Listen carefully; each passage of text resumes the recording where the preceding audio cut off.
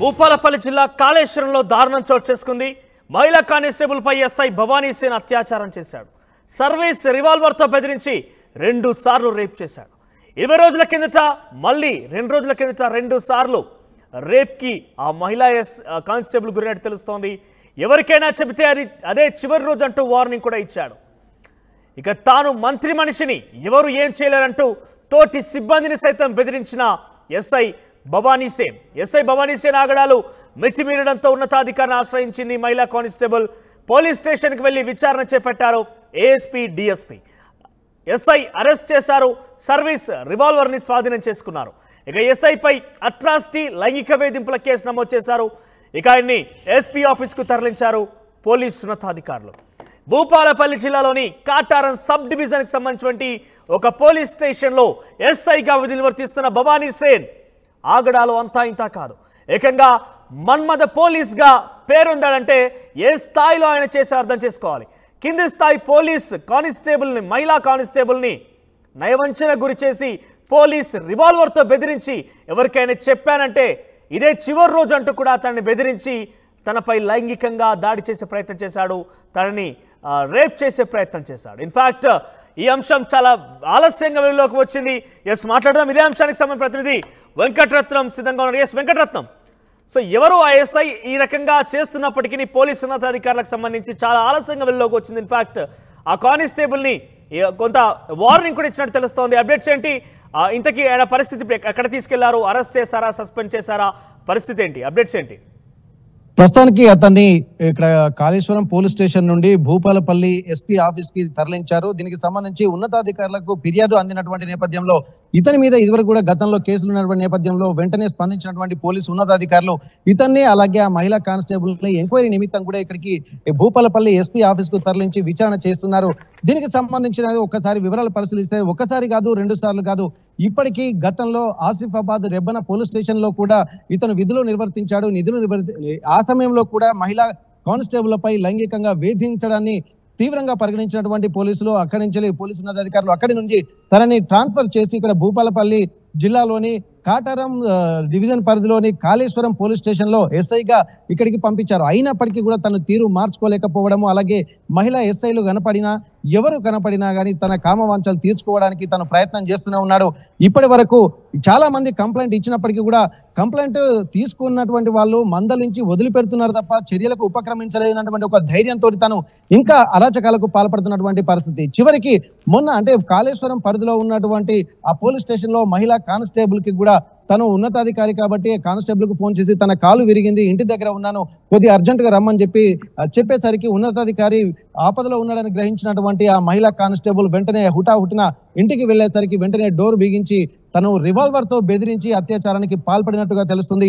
అప్పటి వరకు కూడా తను ఎవరికి చెప్పుకోవాలో తెలియక తన మనసులోనే కుమిలిపోతున్నటువంటి స్థితిలోనే మళ్ళా 2 రోజుల క్రితం కూడా తన ఇంటికి రాత్రిపూట చేరుకొని మళ్ళీ అదే అత్యాచారానికి పాల్పడ్డట్టు తెలుస్తుంది. ఇప్పటి వరకు ఈ సంఘటనలు ఎవరికి చెప్పినా గానీ తాను ఎట్టి పరిస్థితుల్లో బయటకి పొక్కినా గానీ తను అంతం చేస్తానన్నటువంటి ఒక బెదిరింపులు అలాగే రివాల్వర్తో బెదిరించి అత్యాచారం చేసినటువంటి ఘటన కూడా తీవ్రంగా కలిచివేస్తుంది. ఇతని ప్రవర్తన పట్ల అనేక అనుమానాలు, అనేక అబ్జెక్షన్స్ కూడా ఇదివరకు కూడా గతంలో వచ్చాయి.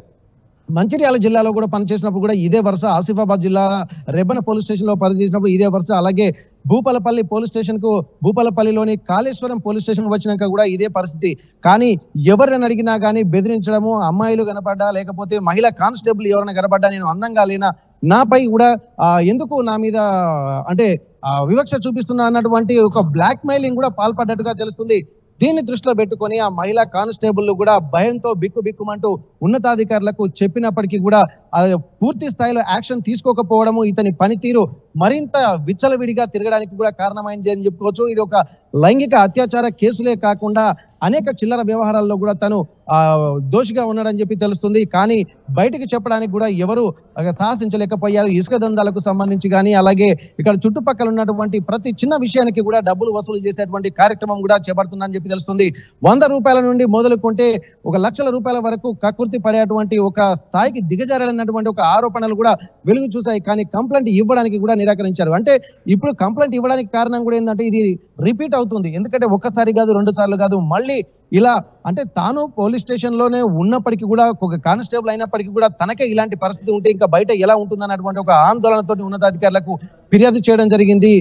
ఇప్పటి వరకు అధికారులు కూడా స్పందించారు. దీన్ని తీవ్రంగా పరిగణించినటువంటి ఉన్నతాధికారులు మళ్ళీ ఉపేక్షిస్తే లాభం లేదనుకొని ఇక్కడ అంటే ఏఎస్పీ అలాగే డిఎస్పీ కూడా ఇద్దరు అక్కడికి వెళ్లి కాళేశ్వరం పోలీస్ స్టేషన్ కి వెళ్లి ముందుగా అతన్ని దగ్గర నుండి తన రివాల్వర్ ను తీసుకున్నారు.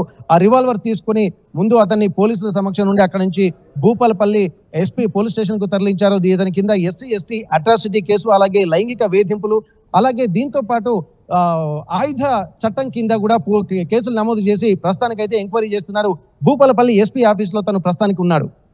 రైట్ వెంకటరత్నం, ఇక ఓవరాల్ గా కనిపించే మూడు సింహాలు చట్టానికి న్యాయానికి ధర్మానికి అనే ఒక పవర్ఫుల్ డైలాగ్ ప్రస్తుతం జనబాహుల్యంలో ప్రచారంలో ఇప్పటికి కూడా ఉంటుంది. కానీ ఈ పోలీస్ అధికారి మాత్రం మన్మథ పోలీస్ అధికారిగా అవతారం ఎత్తాడు. మహిళలు కనపడితే చాలు వగలుపోయి వాళ్ళని ఏ రకంగా అయినా కూడా నయవంచన చేసి లొంగ తీసుకునే ప్రయత్నం చేసేవాడు. ఎక్కడ చూసినా కూడా ఈయనకు సంబంధించినటువంటి ఆగడాలు ఒక్కొక్కటిగా బయటకు వస్తున్నాయి. ఈ యొక్క విషయం వెల్లోకి రావడంతో గతంలో మంచిర్యాల జిల్లాలో పనిచేసినప్పుడు కావచ్చు, ఆసిఫాబాద్ రెబ్బెనలో పనిచేసినప్పుడు కూడా ఇదే రకమైనటువంటి వ్యవహారంతోనే ఆయన అక్కడ పోలీస్ పై స్థాయి అధికారులు కూడా అక్కడ కొంత ఆయన్ని ఇక్కడికి పంపించే ప్రయత్నం చేశారు. కొంత పద్ధతి మార్చుకోవాలంటూ కూడా హెచ్చరించారు. కానీ ఇక్కడికి వచ్చాక కూడా ఇదే స్థాయిలో రెచ్చిపోయాడు ఈ మన్మథ పోలీస్ భవానీ సేన్. కింది స్థాయి పోలీస్ కానిస్టేబుల్ని తన రివాల్వర్తో బెదిరించి తనని లొంగ తీసుకునే ప్రయత్నం చేశాడు. 2 సార్లు లైంగికంగా తనపై దాడి కూడా చేశారు. సో ఈ అంశంతోనే ఆలస్యంగా ఆ మహిళా పోలీస్ కానిస్టేబుల్కి సంబంధించి ఫిర్యాదు చేయడంతో ఆలస్యంగా ఈ ఘటన వెలుగు చూసింది. కాటారం సబ్ డివిజన్లో ఎస్ఐగా పనిచేస్తున్న భవానీ సేన్ ఆగడాలు అంతా ఇంతా కాదు. ఏకంగా డబ్బుల కోసం టార్గెట్లు విధించడం, అమ్మాయిలు కనబడితే చాలు వగలపోయి ఏ రకంగా వాళ్ళ వంచన గురి చేయాలని ఒక ఆలోచనతోని దుర్బురితోని ఎస్ఐ వ్యవహరించాడు అనేది చాలా స్పష్టంగా ఒక్కొక్కటిగా ఆలస్యంగా వెలుగులోకి వస్తున్నాయి. సో కానిస్టేబుల్ కింది స్థాయి కానిస్టేబుల్ పై రివాల్వర్తో బెదిరించి లైంగికంగా దాడి చేస్తానని లోపరుచుకున్నాడు. 2 సార్లు తన మీద లైంగికంగా దాడి చేసినట్టుగా మనం చూడాలి.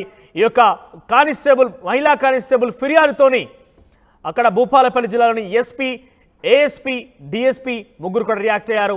ఏఎస్పీ డిఎస్పీ వచ్చిన ఆయన దగ్గర నుంచి కూడా పోయే అవకాశం ఉంది. ఇటువంటి పోలీస్ కంచే చేను వేస్తుందన్న చదంగా న్యాయం చేయమని చెప్పి వెళ్ళినప్పటికీ ఆయన న్యాయం చేయాల్సిన స్థితిలో లేకుండా తానే తిరిగి తన కింది స్థాయి వాళ్ళ మీద ఈ రకంగా దురుసుగా ప్రవర్తించడం అనేది సర్వత్రా చర్చనీయాంశమవుతోంది. భవానీ సేన్ ప్రస్తుతం అయితే భూపాలపల్లి జిల్లా ఎస్పీ ఆఫీస్లో ఉన్న ఆయన వద్ద రివాల్వర్ని స్వాధీనం చేసుకున్నారు. గతంలో కూడా ఇదే తరహాలో ఆయన లైంగికంగా దాడులకు కొంతమంది లోబర్చుకునే ప్రయత్నం చేశాడు. ఆయన లైంగికంగా కూడా దాడి చేశాడన్న ఒక విషయం కూడా వెలుగులోకి వస్తోంది. సో పోలీస్ అంటే ఈయన కొంత గౌరవం మర్యాదలు కూడా పోగొట్టే రకంగా ఇటువంటి చిల్లర వేషాలు వేస్తున్నారని కూడా ప్రజల్లో ఒక ఆలోచన కలిగే అవకాశం కూడా ఉంటుంది. టార్గెట్లు సైతం పెట్టి వ్యాపారులను ఇబ్బందులకు గురి చేయడం కావచ్చు, వ్యాపారాన్ని బెదిరింపులకు గురి చేసి డబ్బు కూడా కాజేసేవాడనే ఒక ఆరోపణ కూడా ఉంది. కింది స్థాయి మహిళా కానిస్టేబుల్ కొంత లోతుల్లో కనుక వెళ్తే కనుక ఆ మహిళా కానిస్టేబుల్కి గతంలో తన కుటుంబంలో జరిగినటువంటి కొన్ని ఘటనల కారణంగా తను ఈ విషయాన్ని ఎక్కడ కూడా బయటకు చెప్పలేకపోయింది. కానీ ఈ నయవంచకుడి ఈ మన్మథ పోలీస్ యొక్క వ్యవహారం తట్టుకోలేక ఎట్టకేలకు చెప్పాల్సి వచ్చింది. దీంతో ఈ మన్మథ పోలీస్ భవానీ సేన్ విషయం వెలుగులోకి వచ్చింది.